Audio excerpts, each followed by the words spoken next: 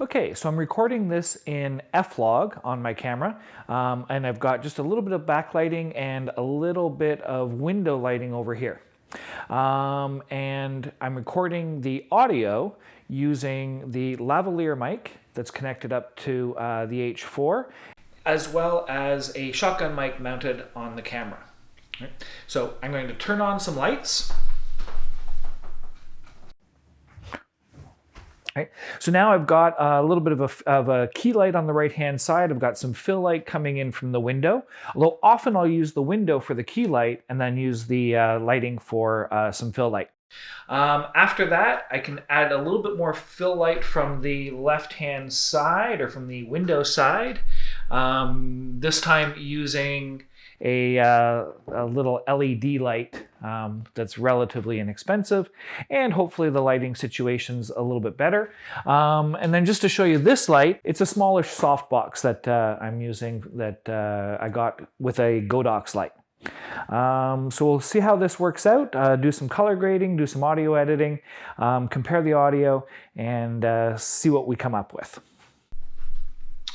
Okay, so now I'm filming with more or less the same lighting situation, although this time I've got an in-camera film simulation, the standard Provia that comes with Fuji, and we'll flip through some other film simulations or lookup tables, or LUTs if you prefer, and see how they look. Okay, this is the Velvia or Vivid. Usually I would use this for outdoor shots where I've got lots of sky and trees and grass and water and things like that. And this is the Astia or Soft, good for portrait, good for making old wrinkly people like me look as good as is humanly possible, or as is photographically possible. This is classic chrome, a look I like from the old, well, they're all from old film, but this is a film that I used to use quite a bit in the 70s and 80s.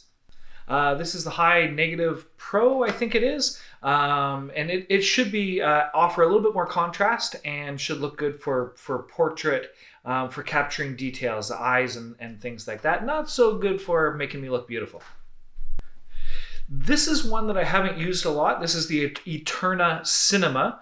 And we're going to compare this with the LUT that I've downloaded from the Fujifilm site to see whether there's any difference between the in-camera LUT or film simulation and then the post-production LUT that we're going to apply to this footage.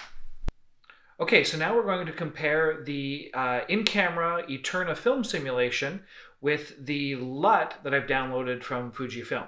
So this is in-camera.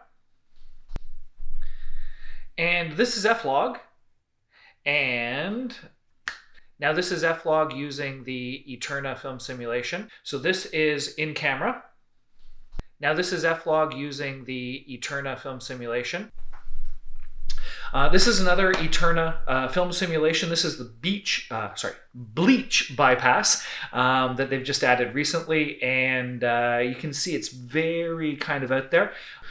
And finally, this is just kind of a bit of a fun filter. It has the that sepia look, so kind of that old black and white, or middle kind of black and white in the, I guess, the 60s and 70s, where this sepia look kind of crept into our black and white film, or possibly from older. I have no idea what I'm talking about.